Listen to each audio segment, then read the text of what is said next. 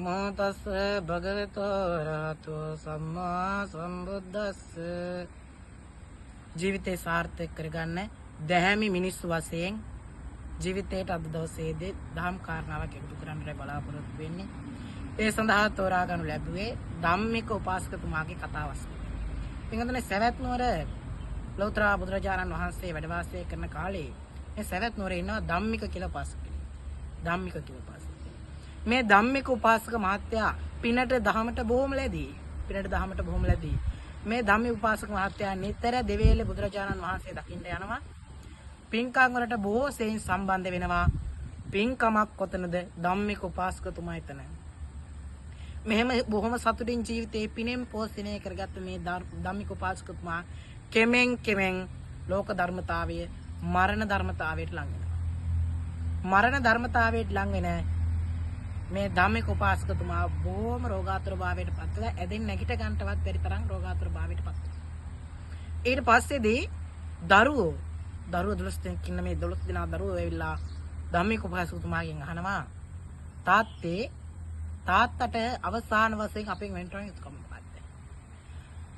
මේ උපාසකතුමා හරි කැමති සතිපට්ඨාන සූත්‍රයේ ශ්‍රවණය කරනවා. ඊට පස්සේ දරුවන්ට මේ උපාසකතුමා කියනවා, එහෙනම් මට වික්ෂු සංඝයා වඩම්මලා මගේ දෙපස වඩා හිදුවලා මට සතිපට්ඨාන සූත්‍ර දේශනාව අහන්න සලස්වන්නට ඒකයි මට අවසාන වශයෙන් කරන ලොකුම පූජාව කියලා තමන්ගේ දරුවන්ට පැහැදිලි කරනවා. ඊට පස්සේ දරුවෝ බොහොම සතුටින් ගිහලා බුදුරජාණන් වහන්සේට ආරාධනා කරලා වික්ෂුන් වහන්සේලා කිහිපනමක් කැඳවාගෙන තමන්ගේ නිවසට එනවා. නිවසට ඇවිල්ලා මේ වික්ෂුන් වහන්සේලා සතිපට්ඨාන සූත්‍ර දේශනාව පටන් අරගෙන දේශනා කරවාගෙන යනකොට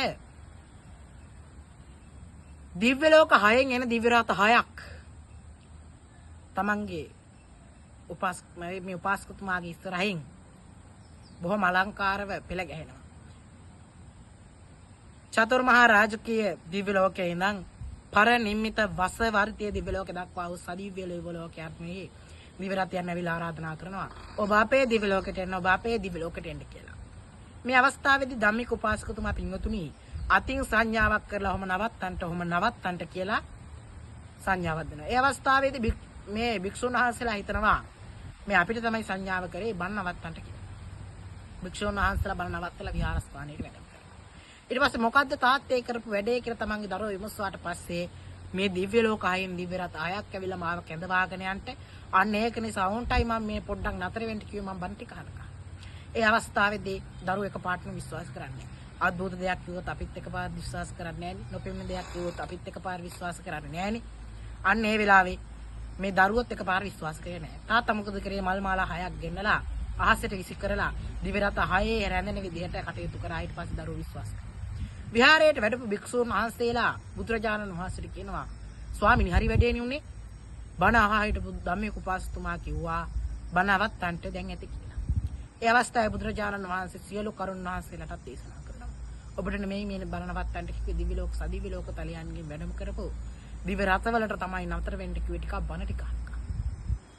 ඒ අවස්ථාවේ ඒ කාරණාව පදනම් කරගෙන බුදුරජාණන් වහන්සේ බොහොම ඕනෑකමින් බොහොම උනන්දුවෙන් ලෝකයට දහමක් එකතු කරන්නට, ලෝකයට ආදර්ශයක් එකතු කරන්නට ඕන කියන අරමුණින් මෙන්න මේ ගාථා රත්නය දේශනා කරනවා. යමක වගේදී මේ ගාථා රත්නය දේශනා කරනවා. මොකද්ද ගාථා රත්නය?